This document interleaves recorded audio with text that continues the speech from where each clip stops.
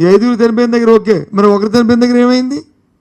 మరి మిగతా దగ్గర ఇంకో 2 ప్రాంతాల్లో దెబ్బలు తగిలిందారు, అక్కడ ఉన్న శాంతి పరిస్థితి ఏంటి అంటే ఓవరాల్గా మొత్తం ప్రభుత్వం ఫెయిల్యూర్ అయిపోయింది. ఈ తిరుమల జరగలే, తిరుపతిలో జరిగింది ఇన్సిడెంట్లు. ఇది కొండ పైన జరగలే, కొండ కింద జరిగింది ఇన్సిడెంట్. ఇవన్నీ కొండ కింద అడ్మినిస్ట్రేషన్ అవసరం ఉంటుందండి.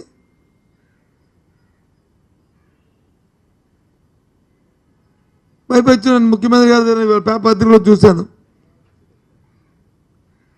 ఆ చైర్మన్ గారు అధికారులు మిగతా వారు అందరూ వాళ్ళే సమన్వయం లేక ఒకరికొకరు మాట్లాడుకోవడం, తెప్పి పొడుచుకోవడం.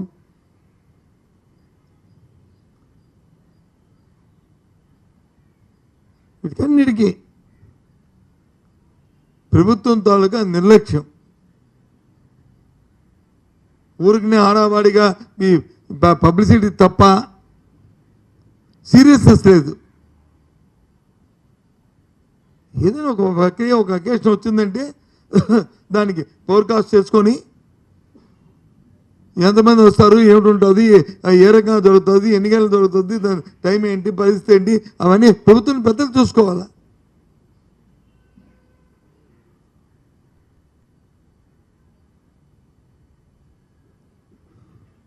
ఎందుకు చేయలేదు అర్థం అవ్వలేదు నాకు.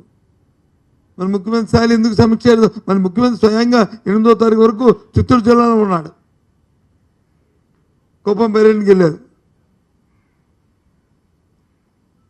ఓ మాట ఏముంది, ఎలా చేస్తున్నారు, రేపు వైకుంఠ ఏకాదశి లక్షల మంది ఎంతమంది వస్తున్నారు ఎక్స్పెక్ట్ చేస్తున్నారు, ఎన్ని లక్షల మంది వస్తున్నారు, ఎన్ని వేల మంది వస్తున్నారు, ఏ రకమైన మీరు చర్యలు తీసుకున్నారు అని మాట అడగచ్చు కదా. అంత దూరం పోయినప్పుడు ఎందుకు అడగలే? చేతులు కాలిందరూ వచ్చి ఆకులు పట్టుకుని మరి రాసుకుంటే ఇంత సుఖం ఏముంది? ఇది కరెక్ట్ కాదు కదా. ఇది స్వయాన ఎండోమెంట్ మినిస్టర్ నాకు చాలా మా మిత్రుడే, సీనియర్ ఆయన. మరి ఆయన ఎందుకు చేయలేదు రివ్యూ? నాకు అర్థం అవ్వలే. అనుభవం వాడు. నేను రాజకీయాలు వచ్చినప్పుడు ఆయన మంత్రి.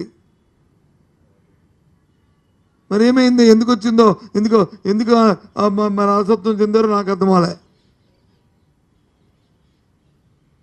మరి చేయడానికి మన ముఖ్యమంత్రి గారు పర్మిషన్ ఇచ్చారో లేదో, అందుకు మానేశాడో మరి నాకు అర్థం అవ్వలేదు. కానీ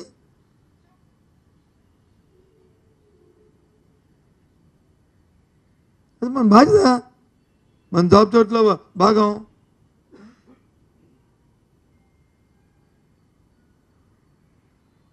ఎక్కడికి వెళ్తుంది ఈ ప్రభుత్వాలు నాకు అర్థం అవ్వలేదు.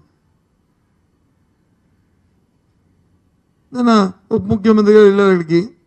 నేను ప్రజలకు అందరి తరఫున క్షమాపణ చెప్తున్నాను. ఇంకా ఈవో గారు చెప్పాలి, వాళ్ళు చెప్పాలి, వీళ్ళు చెప్పాలి అని ఆయన బాధ్యతగా ఆ క్షమాపణతో ఆయన సరిపెట్టేశాడు. ఆయన